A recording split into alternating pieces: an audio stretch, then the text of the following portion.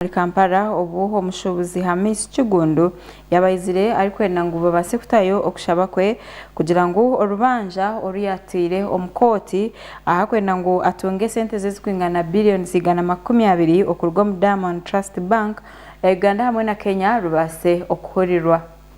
If he thinks it is his right that he wants to fight, he can fight. But it shouldn't be part of our record. Omukushaba baroyazi ba Kigundu bebembirwe Fred Mwema bagira ngo bakashanga ngo omukushaba okuba bandise kukora kwabe kurindirire okucamo DTB Kenya hamwe na DTB Uganda bakabatireho amateka gandi ngo kandoho no baye barindirire kugira ngo base kucamo orubanjoru kandi ngo baroya aba DTB bakagaruka baherezayo okushaba kwabo bari kugira ngo omuntu wabo akabakozere atine license konka ambazona kuzarebekaho omukoti okwengera kurikiza omushango omukoti eya Supreme eyabekurirwe omuramuzi Elizabeth Musoke ba lawyers ba DTB bebembirwe Edwin Karugire bagira ngo okushaba okwakozwe baroya ba Kigundu katwarwa ebindi bintu ahamwe na nobwire bagira ngo ahabiro mukaga byokwezi kwa 5 2023 bakatunga okumanyisibwa kubine kwija omukoti kugira ngo base kubagambira abantu abasya abariyo mu mushango wanyuma yo kufa okwa Aweri kandi bakije bashanga ngo Justice Musota niwe yabiragiro mu mwanya gwa Aweri. On the 5th of May 2023 we again appeared before this court, my lord, for reconstitution of the panel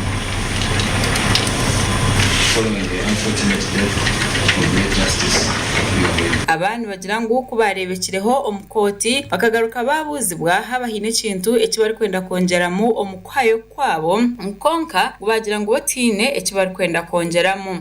During the proceedings, as the record will show, counsel for the applicants after the adoption of the written submissions was asked by the court, do you have anything to add? The response unequivocally was, and I quote, "My lord, that is the position. For the appellants, we have nothing else to add." Nabwe byo Karugire yakahayo okushaba ari kugira ngo ebintu byona ebabire bagambire unano babuzibwe byona bikatiwamo ngo kandi kubagarukire bababuza ngo bajya ngo tubine kibakwenda kongeramo ari kugira ngo obwahati aba bari no bagezeho kushisha obwire bwa koti. Omukumugarukamo Mwema yagambira Karugire ari kugira ngo okwayo kweye kuri omwanya bwugwire. In response, my lord, the submissions by my land friends are in the wrong place. So in effect, my lord, this application for judgment and admission is an application for judgment as we await judgment.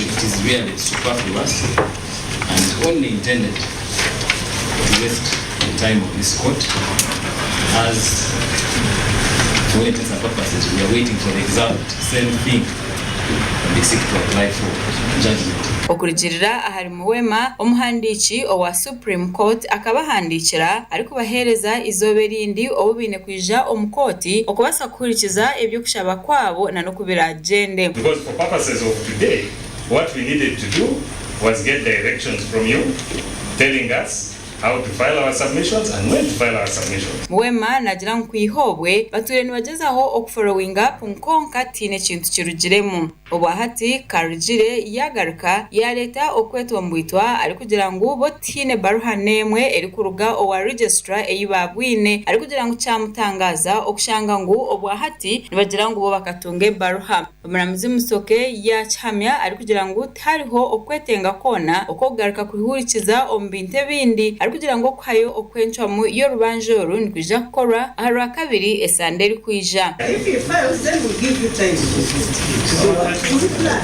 No, my lord. If you want, if you don't want, and you think the law does not allow this, raise that at the hearing. Aba bataha omukoti Kigundu ahamwe na nabahagizi be kandi abahurirwa bari kuyomba bari kugira ngo Karugire eco kugira ngo no mukwe wa President Yoweri Museveni kiri kumuhereza amani akozesa koti okwari kwenda. My lord, that doesn't allow him to create a new procedure.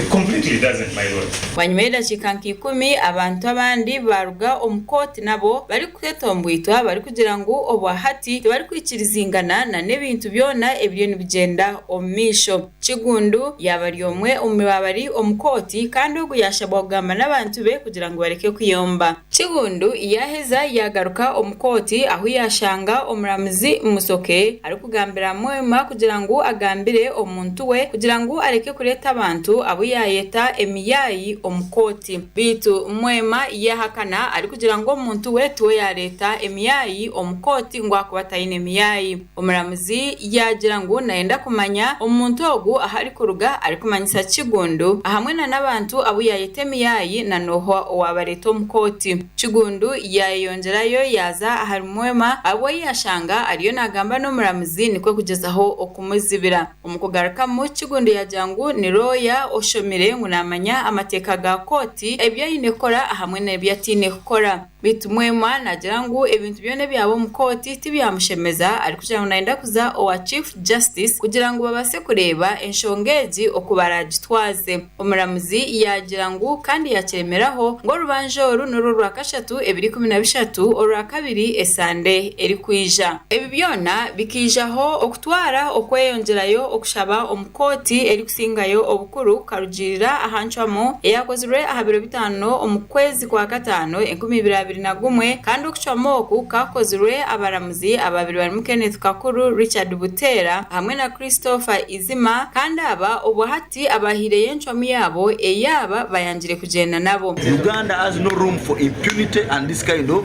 arrogance.